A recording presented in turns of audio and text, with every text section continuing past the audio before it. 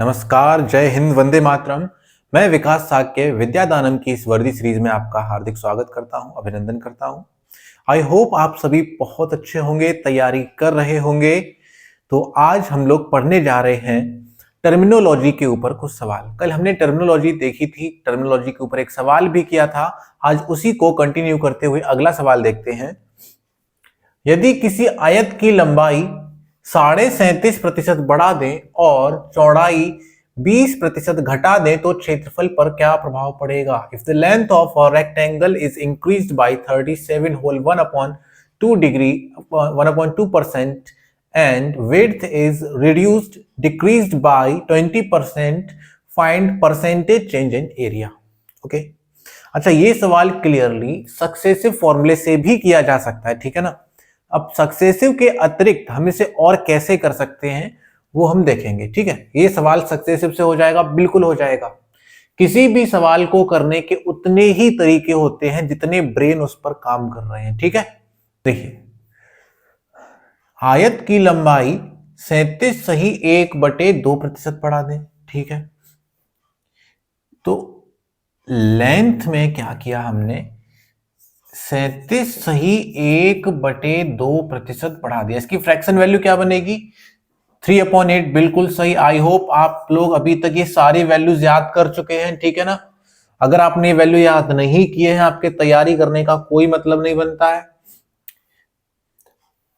लंबाई में 37 सही 1/2% वृद्धि कर दे, मतलब अंश किसे रिप्रेजेंट करेगा? वृद्धि को। इंक्रीजमेंट, इंक्रीज कितना हो रहा है? 3। और इंक्रीज क्या होगा? लेंथ। तो पहले लेंथ कितनी थी?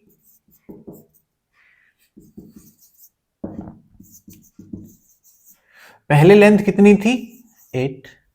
और अब 3 की वृद्धि हो गई तो कितनी हो जाएगी? 11। ठीक है, ये तो हो गई लेंथ। अब देखते हैं विड्थ।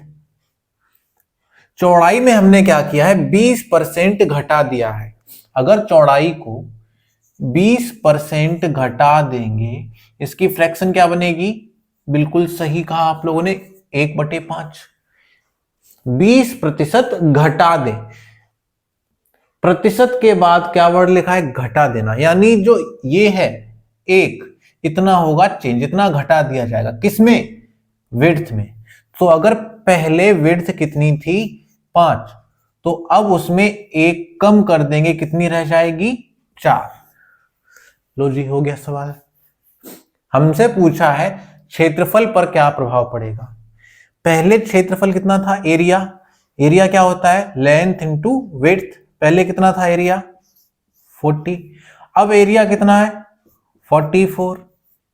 पहले जो एरिया 40 था वो अब कितना है? 44 है। चेंज कितना आया? 4 इंक्रीज हो गया, 4 बढ़ गया, है ना। तो परसेंटेज कैसे निकालेंगे? Change upon initial multiplied by 100% and that is 10%। तो हमारा आंसर क्या होगा? 10% बढ़ेगा। 10% घटेगा या 10% बढ़ेगा? बिल्कुल सही, क्षेत्रफल हमारा 10% बढ़ जाएगा। इस सवाल को करने का दूसरा तरीका तो है ही सक्सेसिव, ठीक है, लेकिन ये मेथड सक्सेसिव से स्लाइटली थोड़ा सा इजी पड़ेगा, ठीक है। आप सक्सेसिव से भी कर सकते हैं। चलिए देखते हैं सवाल को सक्सेसिव से कैसे करेंगे, ठीक। Method 2 successive. ओके, लेंथ में क्या हो रहा है? इंक्रीमेंट हो रहा है 37.5 का। और विड्थ में क्या हो रहा है? डिक्रीजमेंट हो रहा है, कितने का? 20% का। हमारे पास दोनों परसेंटेज वैल्यू आ गए, रिजल्टेंट निकाल लेंगे। a plus B plus A B upon 100। तो ये क्या है? +37.5। इसमें कमी हो रही है तो -20 प्लस माइनस का मल्टीप्लाई, -37.5 मल्टीप्लाइड बाई 20/100। ये तो हो गया 37.5। 37.5 में से 20 जाएगा, कितना बचेगा? 17.5। और -37 दूनी 74 और 1 75। 75 गुणा 20/2 गुणा 100, 20 पंचे 100, 5 से काटा 15 बार, 15/2, 15 का आधा कितना हुआ? 15 का आधा हुआ 7.5। 15 का आधा कितना हुआ? 7.5। अब 17.5 में से 7.5 जाएंगे, कितने बचेंगे?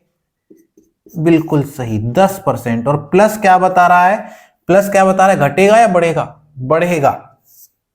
लो जी, दोनों तरीकों से ये सवाल हो गया। क्लियर है? सक्सेसिव से भी और हमारे फ्रैक्शन मेथड से भी। ठीक है, अब देखते हैं अगला सवाल। ओके, तो अगला सवाल आपकी स्क्रीन के ऊपर है। चीनी की कीमत में 16.2/3% वृद्धि होने पर किसी परिवार की खपत 20% घट जाती है, खर्चे में कितने प्रतिशत बदलाव होगा? ठीक है, सेम ये सवाल हम सक्सेसिव से भी कर सकते हैं, लेकिन सक्सेसिव से कैलकुलेशन स्लाइटली टफ पड़ेगी। ठीक है, हर किसी के लिए कैलकुलेशन आसान नहीं होगी सक्सेसिव से। क्यों? क्योंकि यहां पर ना जो वैल्यूज है वो पूर्णांक ना होकर फ्रैक्शन में है, और जब भी वैल्यू पूर्णांक ना होकर फ्रैक्शन में होगी तो हम फ्रैक्शन मेथड का यूज करेंगे। ओके, तो चीनी की कीमत में 16.2/3% वृद्धि। ठीक है, इसकी फ्रैक्शन क्या बनेगी? 1/6। ठीक है, फ्रैक्शन क्या बनी? 1/6। इनिशियल, फाइनल, प्रारंभिक, अंतिम। शुरुआत में कीमत कितनी थी? 1, लेकिन क्या हो गई? वृद्धि कितने की? 1 की। तो पहले जो कीमत हुआ करती थी, अब वही कीमत 1 की वृद्धि होकर कितनी हो गई? 7। ये तो क्या हो गई? कीमत। हम बात करते हैं खपत की, कंजम्पशन की अगर हम बात करें, ठीक है, तो ये खपत जो है 20% कम हो गई। 20% की फ्रैक्शन क्या बनेगी? 1/5। प्रतिशत के बाद क्या वर्ड लिखा है? कम हो जाती है। ठीक है, कौन? खपत। तो ये तो हो गई खपत, और ये कितने की कमी है वो हो गई। अंश किसे बताएगा? कमी को। हर किसे बताएगा? खपत को। क्लियर है ना? ठीक है, तो जो खपत पहले 5 हुआ करती थी, सपोज दैट 5 किलो चीनी खा रहे थे, अब एक कम कितनी खाएंगे? 4 किलो। समझ गए? तो पहले जब चीनी 6 रुपए की हुआ करती थी तब 5 किलो खा रहे थे, यानी खपत पे कितना रुपए आ गया? खर्च, एक्सपेंडिचर। तब हमारे 30 रुपए खर्च हो रहे थे। अब जब चीनी की कीमत 7 रुपए है तो हम 4 किलो कंजम्पशन कर रहे हैं, तब खर्चा कितना आएगा? 28 रुपए। पहले जो हम 30 रुपए खर्च कर रहे थे, अब कितना कर रहे हैं? 28 रुपए खर्च। तो हमारे खर्च में क्या आ गई? कमी आ गई। कितने की? 2 रुपए की कमी आ गई। और परसेंटेज कैसे निकालेंगे? Change upon initial. परसेंटेज कैसे निकालेंगे? चेंज कितने का आ गया? 2 का। इनिशियल कितना था? प्रारंभिक वैल्यू कितनी थी? 30, और मल्टीप्लाइड बाई 100%। 100% से मल्टीप्लाई करने का लॉजिक ये होता है, 100% की वैल्यू कितनी होती है? 1। और किसी भी संख्या में अगर हम 1 से मल्टीप्लाई कर दें तो क्या उसकी वैल्यू में कोई चेंज आएगा? नहीं आएगा। इसीलिए हम 100% का मल्टीप्लाई कर देते हैं, है ना? केवल 100 का नहीं, 100% का मल्टीप्लाई, क्योंकि 100% की वैल्यू 1 है और 1 से मल्टीप्लाई करने पर वैल्यू में कोई चेंज नहीं। ठीक है, कर दीजिए सॉल्व इसको। तो ये कट जाएगा 20/3, ये आएगा 20/3। 3 से भाग लगाइए, 3 6 18। शेषफल कितना आ गया? 2/3। ये क्या था? कमी। कमी, तो ये इतने प्रतिशत घटेगा। क्लियर है ये सवाल? ऑप्शन नंबर हमारा कहां गया? डी। ठीक है, ये सवाल सक्सेसिव से भी किया जा सकता है। चलिए देखते हैं इसको सक्सेसिव से कैसे करेंगे। चलिए अब देखते हैं इसको सक्सेसिव फॉर्मूले से कैसे करेंगे। 16.2/3% की वृद्धि हो रही है किसमें? कीमत में। और हमने क्या किया? खपत कितनी कम कर दी? कंजम्पशन इसका कम कर दिया 20% से। तो हमारे पास क्लियरली 2% वैल्यू है। ठीक है, रिजल्टेंट लगा देंगे, सक्सेसिव फॉर्मूला लगा देंगे, a + b + ab/100। तो ये वैल्यू प्लस की है, ये वैल्यू माइनस की है, प्लस माइनस का मल्टीप्लाई माइनस, तो माइनस आ गया। ठीक है, 16 सही 2/3 मल्टीप्लाइड बाई 20/100। 20 में से 16 सही 2/3 घटेगा, कितना आएगा? देखिए, इसको करने का डायरेक्ट तरीका क्या है, 20 में से 16 ना घटा के आप कितना घटा दीजिए, 17। 20 में से 16 ना घटा के कितना घटा दो, 17। 20 में से 17 गए, कितना बचा, 3। और इस 2 में कितना ऐड कर दें कि 3 हो जाए, अंश में कितना ऐड कर दें कि हर के बराबर हो जाए, क्लियरली 1 आ गया आंसर। इसकी अभी हम प्रैक्टिस करेंगे और प्रैक्टिस करेंगे अभी इसकी। यहां देखिए 16 तिये 48, 16 तिये 48, 48 प्लस 2 50 गुणा 20, ये बटे का 3 नीचे आएगा। ठीक है, 20 पंचे 100, 5 से गया 10 बार, 10/3 कितना आएगा, 3 सही 1/3।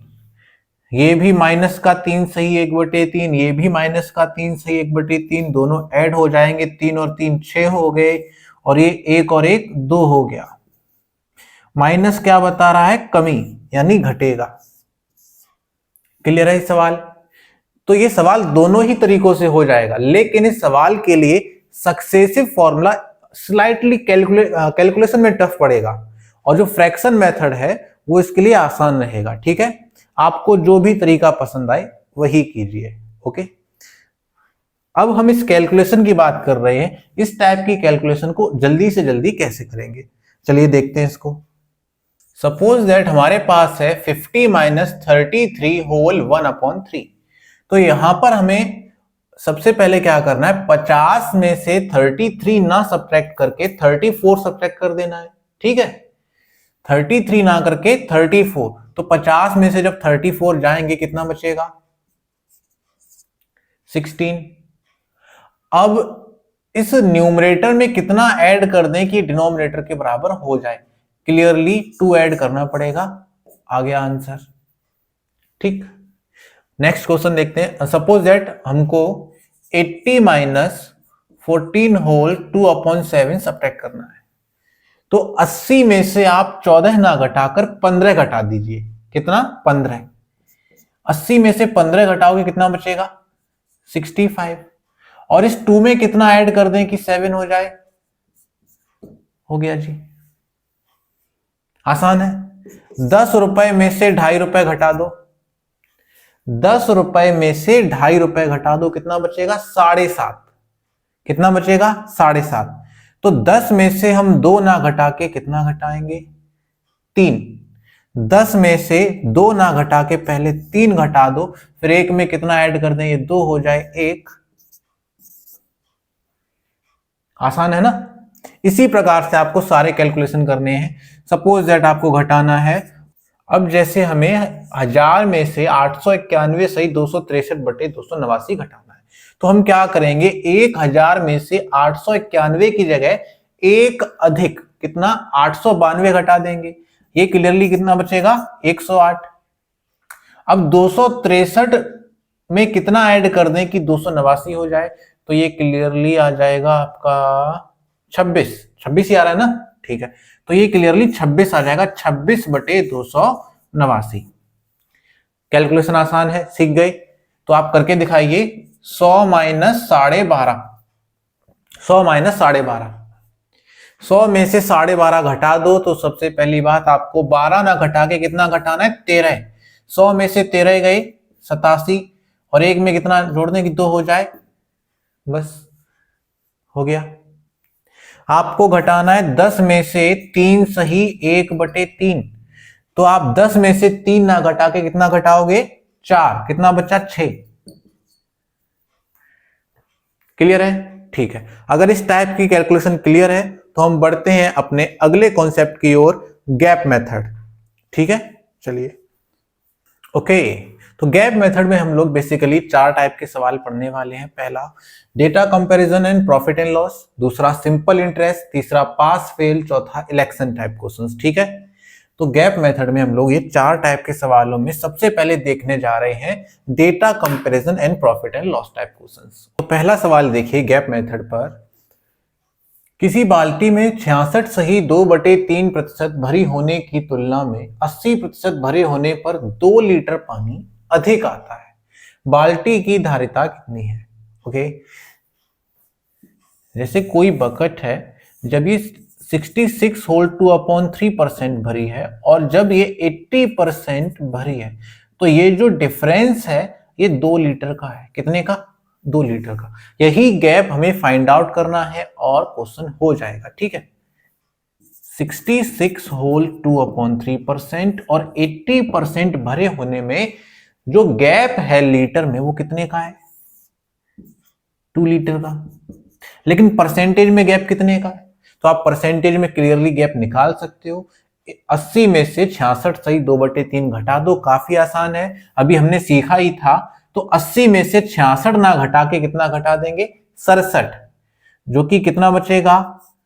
13। 2 में कितना ऐड कर दें? 3 हो जाए 1।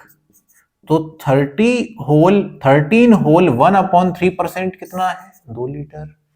दिस मीन्स ये 13 3 39 और 1 40 बटे 3% कितना हो गया? 2। 1% कितना हो गया? 6/40। तो 100% कितना हो जाएगा? 100% यहां लिख दे रहे हैं, दोनों तरफ 100 का मल्टीप्लाई कीजिए, ये 600/4 कर दोगे, 40 कर दोगे, काट दीजिए, 15 चौके 60, तो 100% आ गया 15 लीटर। दिस मीन्स बाल्टी की जो कैपेसिटी कितनी है? 15 लीटर। यही है हमारा गैप मेथड।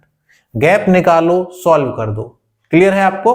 ठीक है, तो अगला सवाल देखते हैं इसी मेथड पे। बहुत ही प्यारा सवाल है। किसी राशि को साधारण ब्याज की एक निश्चित दर पर 2 वर्ष के लिए निवेश किया गया। हमें यहां पर एग्जैक्ट रेट नहीं पता है किस पर किया गया है। यदि यह निवेश 2.5% अधिक ब्याज दर पर किया जाता तो 75 रुपए अधिक मिलते। यह राशि कितनी है? A sum is invested at a certain rate of simple interest. If this investment had been made at 2.5% higher rate, it would have got 75 more rupees. Find this sum. Okay? ये सवाल बिना कॉपी पेन का है, अगर हम इस gap method को समझें। ठीक है, सबसे पहले इन्वेस्टमेंट कितने साल के लिए किया गया? 2 साल के लिए। और ब्याज की दर कितने परसेंट अधिक होती? 2.5%। 1 साल पे कितना अधिक होता? 2.5%। लेकिन इन्वेस्टमेंट किया गया है 2 साल के लिए, तो 2 साल पे कितना अधिक मिल जाता? 2.5 दूनी 5%। यानी परसेंटेज में हमें कितना परसेंट अधिक मिलेगा? 5%। लेकिन रुपए में कितना मिल रहा है? 75। अब बिल्कुल सीआईडी वाला दिमाग लगाना है आपको कि परसेंटेज में मिलता कितना? 5, लेकिन रुपए में कितना मिल रहा है? 75। इसका मतलब कुछ तो गड़बड़ है दया। ये 5% कितना है? ये 5% 75 रुपए है। अगर 5% 75 है तो 1% कितना हुआ? 15 रुपए।